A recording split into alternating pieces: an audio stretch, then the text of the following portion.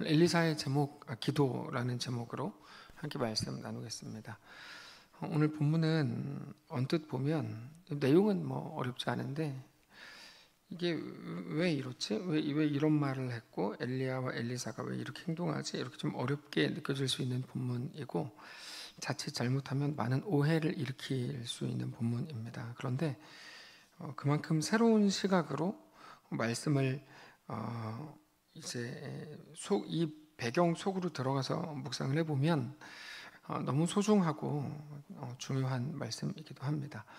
하나님께서 오늘 본문에서 엘리야를 하늘로 데리고 올라가실 작정이셨습니다. 이거 본문에 나오는 내용이죠. 그 많은 믿음의 선배들 중에 왜 하필 엘리야였을까? 죽음을 맛보지 않고 하늘로 올라간 사람, 예수님 빼고 2명 있는데 하나는 에녹이고 하나가 이제 엘리야이니까 에녹에 대해서 알려진 게 거의 없고 에녹에 대해서는 알려진 바가 거의 없습니다. 그냥 성경에 잠깐 기록되어 있고 엘리야에 대해서 많이 나오는데 우리는 엘리야가 왜 하필이면 이런 생각을 합니다. 왜냐하면 아브라함은 다윗의 누구죠? 믿음의 조상이라면서요. 그럼 아브라함이 더 안 죽고 올라가야 되는 거 아닌가? 다윗도 있고 모세도 있고 대표적으로 이런 사람들이 있는데 엘리야가 이렇게까지 하늘로 그냥 안 죽고 올라갈 만큼 모르겠지만 이렇게까지 훌륭해 보이진 않잖아요. 그렇게까지 훌륭해 보이진 않는데 왜 그런가? 왜 엘리야만큼은 죽음을 맛보지 않고 하늘로 그냥 올리셨는가? 이겁니다. 우리는 물론 하나님의 마음을 정확히 알 수는 없죠.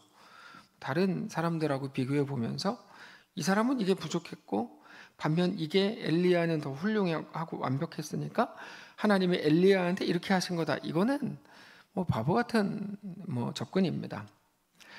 우리가 엘리야를 잘 알지만 엘리야는 정말 부족함이 많았던 사람입니다.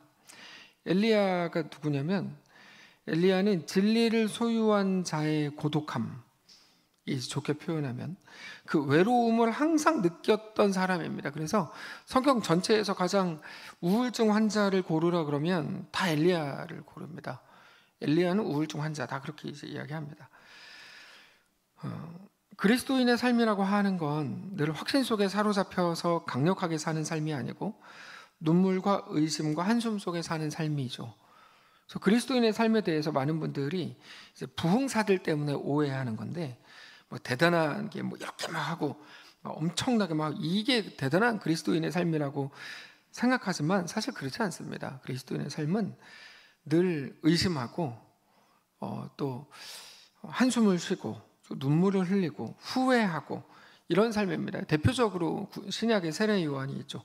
세례 요한은 죽을 때까지도 예수님이 그가 메시아인가 또 의심하고 또 의심했던 사람입니다. 근데 그는 너무 훌륭하게 하나님께서 보내실 때부터 계획 속에 보내셨고 자기 사역을 잘 감당했었죠.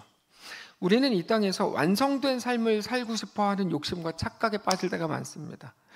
아까 권사님도 기도하셨지만 내가 자랑을 쫓던 삶을 이제 멈추게 하시고 오직 예수 그리스도를 자랑하는 삶을 살기를 원합니다. 근데 우리의 기도가 그거여야 하는데 우리는 더 많은 경우에 완성된 삶을 살고 싶은 욕심에 빠집니다.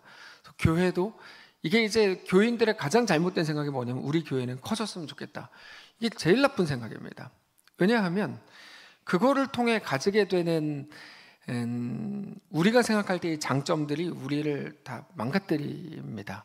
근데도 여전히 한국 교회는 우리가 하나님 앞에 온전히 세워지기를 원한다. 이런 사람은 한 명도 못 봤고 다 우리 교회가 더 커지고 싶어요. 다 이런 소리나 하고 있으니 답답한 노릇이죠. 우리는 이 땅에서 더 좋은 모습을 갖고 싶고 더 완성된 삶을, 더 칭찬받는 삶을 살고 싶어하는 욕심과 착각에 빠집니다. 그렇게 볼 때 엘리야는 부족해도 너무 부족한 사람입니다. 그렇지 못한 삶을 살았기 때문이죠. 근데 우리의 삶은 조금만 더 열심히 하고 조금만 더 내가 성실하게 하고 좀만 더 잘하면 완벽해지는, 문제없게 되는 그런 삶을 살게 되는 게 아닙니다. 우리 삶은 이론이 아니라 실제이고 그리스도인이라고 하는 현실이라는 게 있는 거죠. 그렇게 볼 때 오늘 이 말씀은 정말 너무 중요한 설교가 되겠네요. 그 현실 속에서 연약한 감정과 육체를 가지고 사는 우리들의 삶이 절대로 완전할 수가 없습니다. 상식적으로 그리스도인이 이 땅을, 하나님을 대적하는 이 땅을 살아야 하는데 우리가 어떻게 완전한 삶, 완벽한 삶을 살 수 있습니까? 지난 주일에 말씀을 드렸던 것처럼 디모데에게 그리스도인이 그리스도 안에서 온전히 살려고 하면, 경건하게 살고자 하면 세상의 박해를 피할 수 없다. 이렇게 이제 세상의 박해를 받으리라. 디모데후서 3장 12절인가요? 이렇게 말씀을 이제 하신 거를 인용을 했죠.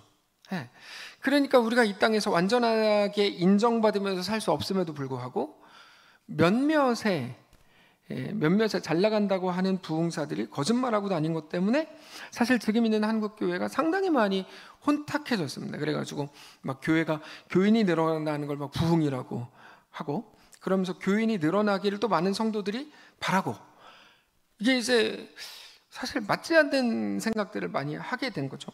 그래서 늘 말씀드리는 것처럼 기독교는 정도의 문제라거나 수준의 문제가 아니라 정확히 소속의 문제입니다. 오늘 얼마나 더 하나님과 사람들 앞에서 온전하고 완벽한 삶을 살아냈는가가 아니라, 하나님은 그걸로 우리를 판단하시는 게 아니다. 오늘 하나님의 사람이 되어서 하나님의 은혜를 구하고, 내가 연약함과 상처와 죄 가운데 있다고 해도 하나님의 은혜가 아니면 한순간도 살 수 없습니다라고 고백하는 하나님 나라의 소속에 관한 문제다라고 늘 말씀을 드리는 거죠. 수준에 관한 문제가 아닙니다. 소속에 관한 문제입니다. 내가 얼마나 잘했는가의 문제가 아니고 내가 어디 있든지 하나님의 은혜만 나를 살립니다라고 정직히 고백하고 있는가의 문제입니다. 엘리야가 다르지 않았습니다. 그러니까 비판적인 사람들이 보기에 엘리야는 정말 문제투성이었거든요. 엘리야는 연약함 투성이고 계속 뭔가 부족한 모습들만 계속 보여요. 툭하면 하나님한테 삐지고, 그다음에 툭하면 하나님한테 막 죽여달라 그러고, 툭하면 나만 홀로 남았다 그러고. 그렇게 볼 때 엘리야를 보면서 우리들의 표본일 수 있겠다는 생각을 하는 거죠. 우리랑 닮았다. 우리도 저러는데. 하나님은 그런 엘리야를 얼마나 아끼시고 얼마나 사랑하셨는지 죽음을 맛보게 하지 않고 하늘로 데리고 올라가셨다는 사실을 통해서 우리는 위로를 받는 거죠. 엘리야를 보면서 저런 우울증 환자, 혹은 저렇게 저 이런 이야기도 들어봤어요. 누가 우울증 걸렸어요 그랬더니 어떻게 기독교인이 우울증 걸리냐고. 그러니까 그런 생각을 그 사람이 갖고 있으니까 안 되는 거예요. 얼마나 성경에 대한 성경의 하나님을 모르면 그렇게 오해를 하고 왜곡을 시키냐고요. 여러분, 엘리야만 봐도 엘리야 진짜 연약한 사람이었거든요. 근데 그 사람을 하나님은 죽음을 맛보지 않게 하고 하늘로 데리고 올라갔다. 물론 엘리야 같은 사람 죽게 놔뒀으면 엘리야가 얼마나 삐졌겠는가. 이런 말도 말이 되기는 하는데, 엘리야를 하나님이 사랑하셨다. 이 말씀만으로도 우리는 큰 위로를 얻을 수 있는 겁니다. 구약의 많은 사람들을 보면서 그 중에서 특별히 엘리야야말로 우리와 가장 닮은 사람처럼 느껴지기 때문입니다. 우리가 신앙생활하면서 가장 많이 하는 게 바로 자책입니다. 자책. 그러니까 예전 기독교라고 하는 건, 율법주의 기독교는 기독교에서 생각을 못하게 만들었습니다. 예를 들면 생각을 하려 치면 너 지금 무슨 생각을 하는 거야? 너 왜 불순종해? 이렇게 이제 바로 가가지고 생각을 못하게 했는데, 사실 진짜 기독교는 생각하게 하거든요. 너 생각해야 돼. 하나님이 누구신지, 네가 누군지. 이렇게 이제 계속 생각을 하게 하는데, 이 나쁜 기독교는 생각을 못하게 만들었다고요. 순종, 충성 같은 말을 더 이제 억압의 도구로 썼습니다. 이제까지 많은 사람들이. 근데 그렇지 않습니다. 그러다 보니까 많은 사람들이 하는 일이 신앙생활하면서 자책을 하는 거죠. 그래서 많은 분들이 기도할 때 제일 많이 하는 게 자책이잖아요. 벌레만도 못한 나를, 이 발톱의 때만도 못한 나를, 이런 식으로 자기를 엄청 깎아내리고 자책을 합니다. 그러면서 항상 예배에 나와서도 나 왜 그랬을까? 나 왜 이렇게 못난 걸까? 나는 왜 이럴까? 여러분, 이거는 겸손한 표현이 아닙니다. 사실은 그렇게 스스로 부족해 보일 때가 많기 때문에 우리가 그렇게 하는 건데, 근데 그렇게 하나님의 사람으로 살아보려고 하는 우리의 삶, 비록 연약함이 있고 부족함이 있는 삶이라고 해도 우리 하나님께서 우리를 기뻐하시고 우리를 안아주신다는 사실을 우리는 매 순간 우리 연약함에 대한 자책보다 더 많이 깨닫고 더 많이 인정해야 됩니다. 무슨 말인지 지금 이해가 안 되시는 거죠. 자, 나는 왜 이럴까? 왜 이거밖에 안 될까라는 생각보다 우리가 더 많이 해야 되는 생각은 스바냐 3장 17절이죠. 그럼에도 하나님이 나를 사랑하시고 나를 기뻐하시기를 늘 즐거워하시고 나를 안으시기를 너무 행복해 하신다. 하나님은 내가 잘하기 때문에 기뻐하시는 게 아니라 내가 나이기 때문에, 내가 하나님의 자녀이기 때문에 기뻐하신다 라는 그 사실을 우리는 계속 생각해야 된다는 거죠. 네. 지금 여기 몇 분 계시지 않지만 여기 계신 분들의 표정이 정확히 한국교회 그동안 안 좋은 그 표정들을 잘 보여주고 계세요. 그러니까 우리가 하나님이 내 연약함에 대한 자책보다 내가 그저 하나님의 자녀라는 것 때문에 하나님은 더 기뻐하신다는 사실이에요. 엘리야는 하나님이 자기를 하늘로 올리시려고 한다는 걸 알았습니다. 이게 이제 오늘 본문의 시작인데, 근데 오늘 본문을 보면 오늘 본문의 핵심은 그건 아닙니다. 핵심은 뭐냐면 자기 옆에 엘리사가 계속 같이 있었어요. 오늘 본문에 나오는 내용이에요. 엘리야가 자, 하나님이 엘리야를 하늘로 들려 올리려는 걸 알았고 엘리야는, 근데 엘리사가 자기 옆에 계속 있었어요. 그래서 엘리야가 이제 엘리사를 잠깐 떼어놓으려고 그랬습니다. 떨어져 있어. 3번이나 이상한 말을 합니다. 처음에는 뭐라 그러냐면 하나님이 나를 베델로 보낸다. 그러니까 너는 여기 그냥 있어라. 처음에 이렇게 말해요. 네. 2절을 보면 엘리야가 엘리사에게 이르되 청하건대 너는 여기 머물러 있어라. 여호와께서 나를 베델로 보내시느니라. 그러니까 나를 베델로 보내니까 넌 여기 있어라. 그러다가 엘리사가 말을 안 들으니까 두 번째는 하나님이 나를 여리고로 보낸다. 그러니까 너는 여기 가만히 있어라. 두 번째는 또 그렇게 말해요. 4절에 엘리야가 그에게 이르되 엘리사야 청하건대 넌 여기 머물러 있어라. 여호와께서 나를 여리고로 보내시느니라. 그렇게 얘기하죠. 근데도 말을 안 들으니까 세 번째는 하나님이 나를 요단으로 보낸다. 그러니까 너는 여기 가만히 있어라. 이렇게 3번을 얘기해요. 근데 엘리사는 계속 말을 안 듣습니다. 이게 이제 우리가 오늘 본문을 보면서 이해하기 어려운 부분이에요. 엘리야가 왜 이렇게 하지? 이게 이제 잘 이해가 안 되는 부분입니다. 당장 엘리사는 누굽니까? 엘리야가 하나님의 명령을 받고 자기가 직접 세운 후계자입니다. 근데 이런 엘리사를 왜 자꾸만 떼놓으려고 하는 건가? 여기에 대한 명확한 해석을 우리는 알 수는 없지만 또 제가 이제 동의하는 해석이 하나 있는데, 엘리야는 지금 엘리사에게 선지자가 아닌 다른 길을 갈 수 있는 기회를 주는 중입니다. 다시, 엘리야는 엘리사에게 너 선지자 그만해, 너 다른 거 해도 돼 라고 말하고 있는 중입니다. 이게 이제 가장 거의 올바른 해석입니다. 무슨 말을 하면 이런 거죠. 엘리야가 어떤 사람이었고 하나님의 일을 감당하는 과정에서 엘리야가 느꼈던 감정, 엘리야가 자기가 얼마나 힘들었는지를 생각해 볼 때 엘리사를 아끼는 마음에 너는 이 길 가지 마라고 얘기하는 게 오늘 본문이라 이 말입니다. 충분히 설득력 있는 해석이죠. 엘리야의 선지자의 자리라는 게 어땠냐면 많은 사람들은 막 영광스러웠다 생각하지만 그렇지 않습니다. 아합 앞에 가서 저주를 선포했잖아요. 그 이후로 지명수배자가 돼서 도망다닙니다. 갈멜산에서 승리했잖아요. 그것 때문에 에세벨에게 협박받고 하나님께 가서 죽여달라고 그러면서 우울증 걸렸죠. 엘리야가 그렇게 사람들이 올 때 영광스러웠다고요? 그렇지 않아요. 우리 같은 사람들이나 엘리야를 멋있다 그러고 능력의 종이라고 하지, 사실 그 시대로 보면 인간적으로는 전혀 영광스러운 자리가 아니었습니다. 지명수배자고 우울증 환자고 그건 어떻게 영광스럽습니까? 자기가 걸은 모든 길이 어떤 길이었는지 너무 생생하게 엘리야는 잘 알고 있었기 때문에 엘리야는 엘리사에게 지금이라도 그만둘 수 있는 기회를 주고 있는 거죠. 네. 사실 엘리야가 보기에 엘리사가 너무 안쓰러웠을 겁니다. 자기가 사역을 해보니까 너무 외롭더라는 거죠. 너무 외롭더라. 그래서 그 안타까움과 안쓰러움이 계속 마음에 있는 거죠. 그래서 어쩌면 자기가 하늘로 불려 올라가기 전에 마지막 기회를 주고 있는 거야. 야, 너 이거 하지 마. 이거 굳이 왜 해? 하지 마, 딴 거 해. 네. 그럴 수 있습니다. 근데 우리 여기서 중요한 건 엘리사입니다. 엘리사. 엘리야의 마음에 대해서 말씀드렸고, 자, 엘리사 입장에서 보면 엘리야가 곧 하늘로 불려 올라갈 걸 알고 있었어요.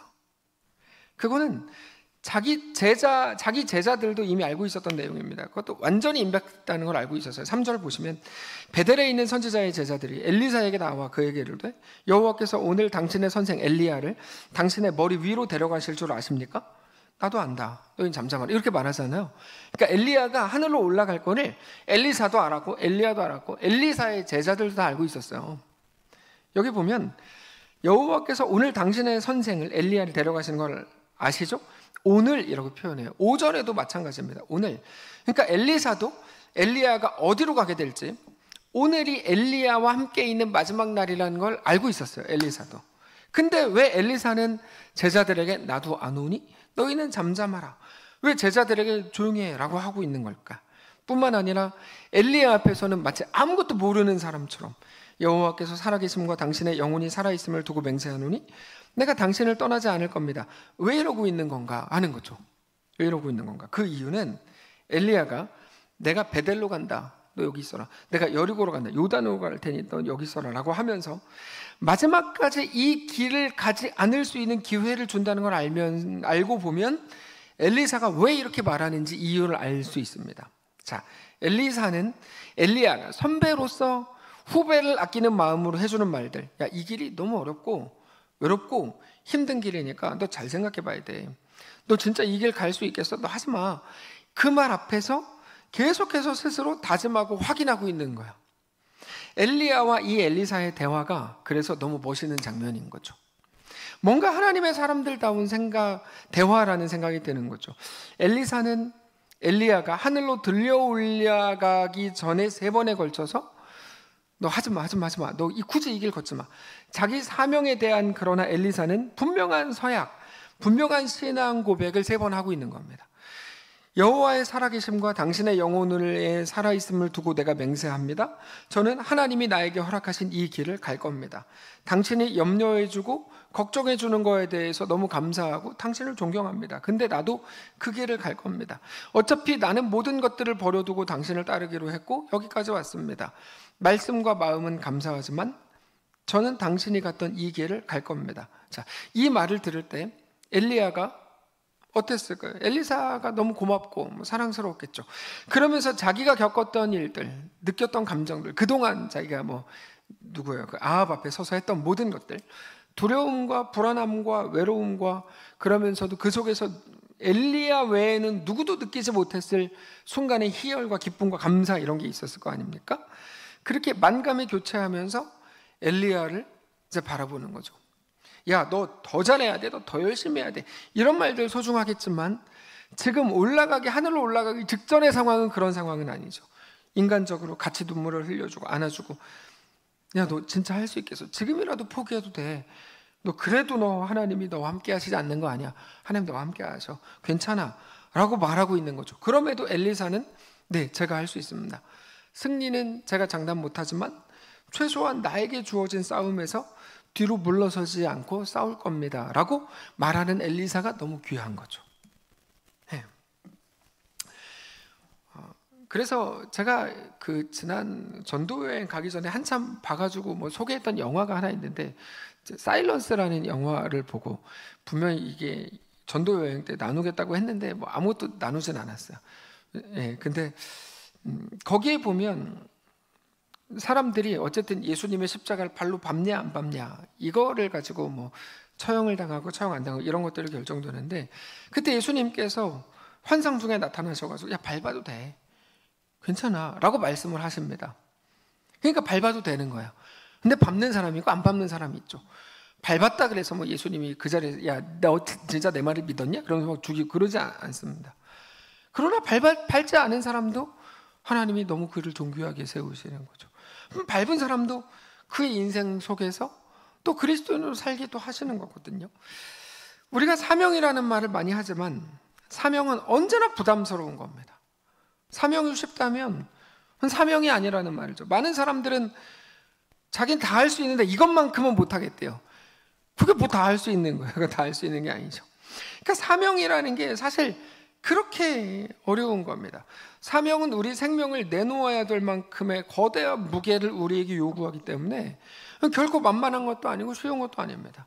그러나 물론 하나님은 그 길 위에서 우리를 만나주시고 그 길 위에서 우리와 함께 하시고 그 길 위에서 하나님이 누구신지 우리에게 명확히 보이실 겁니다. 이 사명이라는 건 선교를 말하는 게 아닙니다. 각자의 인생과 각자의 정황을 말하는 겁니다. 각자의 정황이 있는 겁니다. 사명은 우리에게 주어진 그 길 끝에서 우리를 안아주실 거고 그렇게 우리가 하나님께 속했음을 드러내실 겁니다. 근데 그렇게 접근할 때 비로소 엘리사가 구했던 한 가지를 엘리사가 왜 구했는지 알게 돼요. 엘리사가 마지막으로 구하는 게 뭡니까? 엘리야, 당신의 영적 능력이 나에게 갑절이나 있기를 원합니다. 이게 무슨 의미인지 그때 비로소 알게 되는 거야. 그러니까 우리가 이 말에 대해서 엄청 오해하거든요.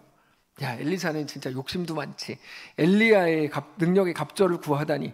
그러니까 이게 정황을 모르면 이제 엘리사에 대해서 오해하는데 1절부터 8절까지의 그 분명한 내용을 알고 나면 엘리사가 했던 기도가 뭔 줄 아는 거예요. 엘리사의 그 갑절의 능력의 갑절 2배를 구했다는 게 무슨 말인지 아십니까?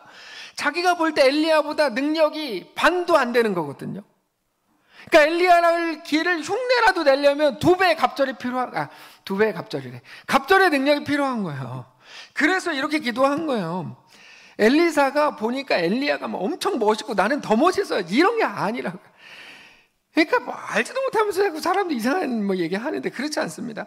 엘리야가 오늘 본문에서 엘리야사한테 무슨 말한 건지를 알고 나면 엘리사가 왜 그런 기도했는지를 알게 됩니다. 이게 개역 개정판에서 성령의 역사라고 번역된 이 말은 성령의 역사라는 것보다 영적인 능력이라고 번역되는 게 더 정확한 번역입니다. 영적인 능력. 쉬운 성경에서는 영적인 능력이라고 잘 번역이 되어 있어요. 왜 그런 능력을 구합니까? 엘리사는 생각해 보니까 잘 못하겠거든요. 엘리사가 생각할 때 못하겠거든요. 못하겠어요. 아무리 생각해봐도. 네. 엘리야가 걸었던 그 길을 내가 걸어야 되는데 못하겠는데 그러니까 하나님 나한테 2배의 능력이 필요합니다. 5배의 능력이 필요합니다가 되는 거죠.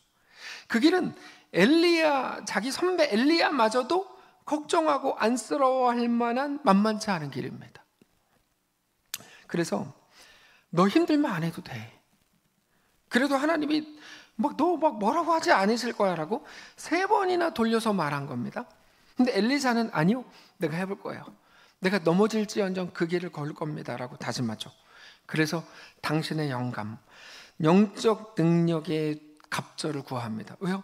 안 그래도 나는 너무 연약한데 당신과 비교해보면 능력도 없고 할 수 있는 것도 없고 그렇게 영적으로 예민하지도 않고 당신이 아합에게 가서 외친 것처럼 나는 그렇게 담대하지도 않은데 실제로 엘리사의 역사를 보면 엘리야처럼 막 담대하게는 못합니다.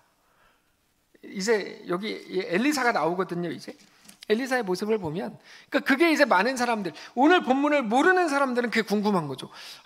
능력의 갑절을 구했는데 왜 저거밖에 못하지? 근데 왜 저거밖에 못했냐면 엘리야에 비해서 엘리사는 원래 좀 약간 부족한 사람이었어요. 그래서 2배를 구했다고 말씀드렸죠. 당신이 나에게 원하는 거를 말하라고 한다면 네, 나는 2배나 더 되는 하나님의 은혜, 하나님의 역사가 필요합니다. 그래서 나는 그거를 구하겠습니다. 그 이유는 내가 그만큼 연약하기 때문입니다. 그 말이에요. 연약하니까 더 구하는 거야. 엘리사가 왜 갑절의 영감을 구했냐면 그것 때문입니다. 엘리야보다 더 멋있는 사역을 하고 싶어서가 아니라 자기 연약함이 얼마나 큰지를 알았기 때문에 하나님의 더 큰 은혜, 더 큰 역사와 더 강력한 함께 하심을 구했던 거죠. 그래서 우리가 오늘 이 말씀을 볼 때 가슴이 벅찬 거예요. 우리가 살아내야 될 성도의 삶, 성도의 길이 어떤 길인지, 하나님은 그 길을 어떤 길이라고 인정해 주시는지 엘리야와 엘리사의 대화를 통해 너무 정확하게 깨닫게 되는 거죠. 우리가 저도 늘 말씀드리지만 우리는 그렇다 쳐요. 근데 우리 다음 세대 아이들이 신앙생활을 하는 거에 대한 안타까움이 있지 않아요? 안쓰러움이 있고 저한테 늘 있어요. 제가 왜 우리 아이들한테 잘해주냐면 딱 그거 하나 때문에요.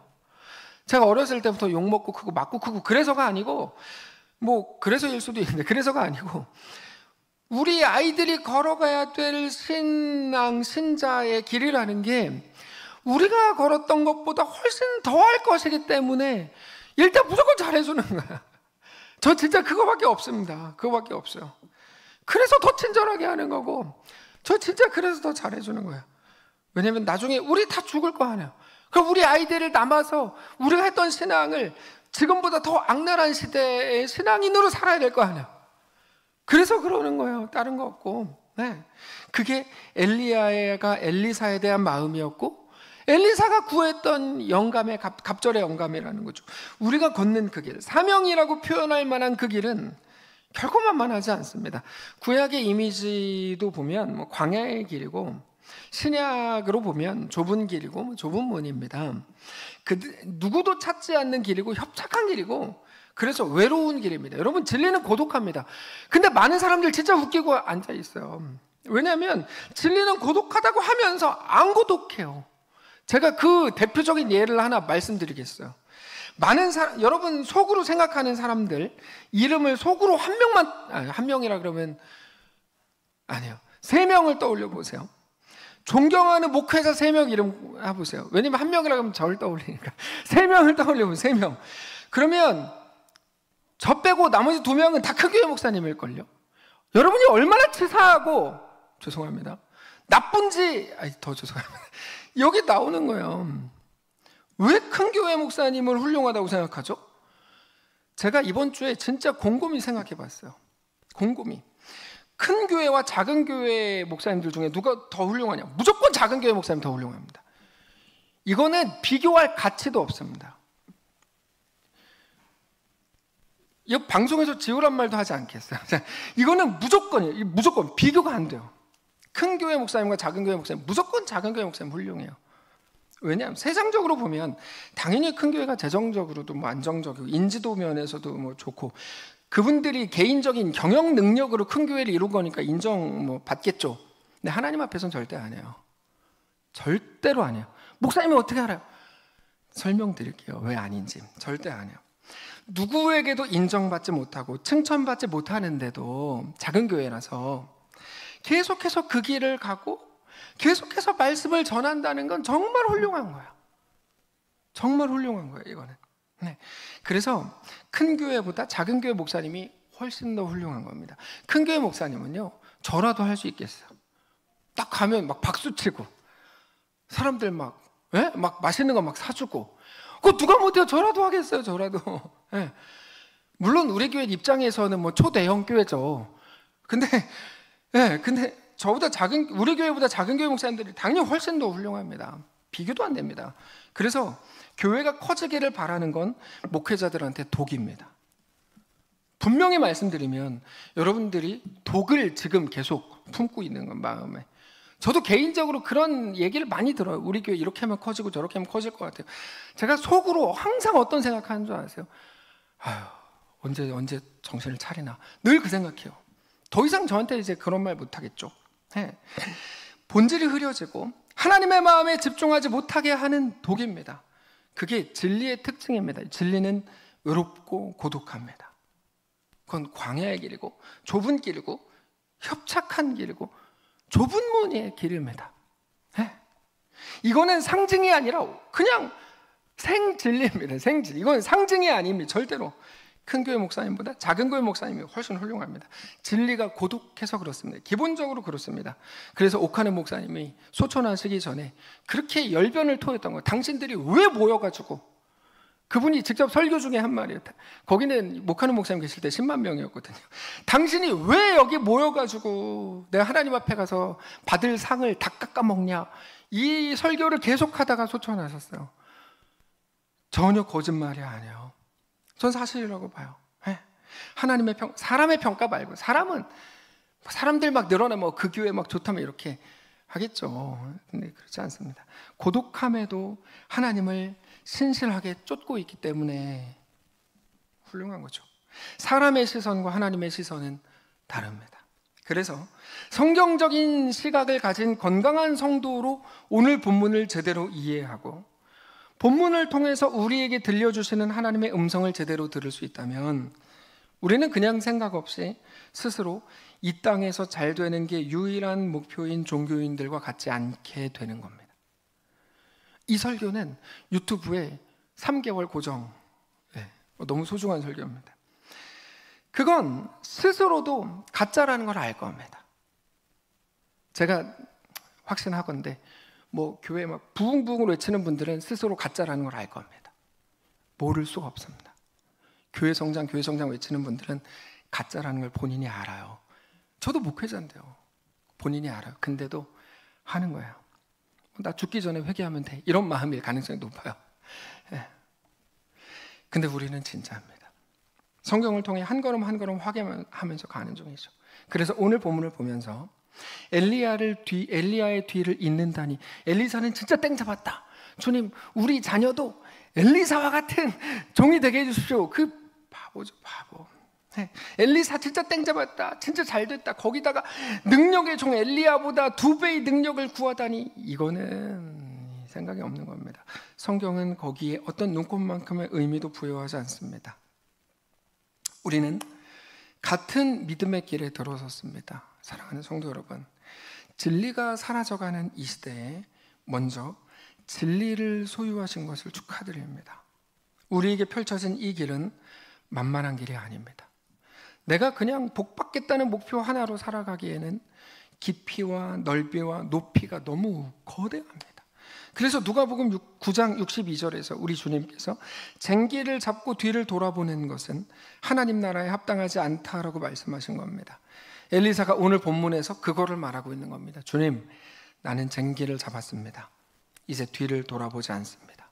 난 하루를 살아도 하나님의 백성으로 살아볼 작정입니다. 근데 내가 연약합니다. 그래서 하나님의 은혜를 구합니다. 나에게 은혜를 주십시오. 난 연약하니까요.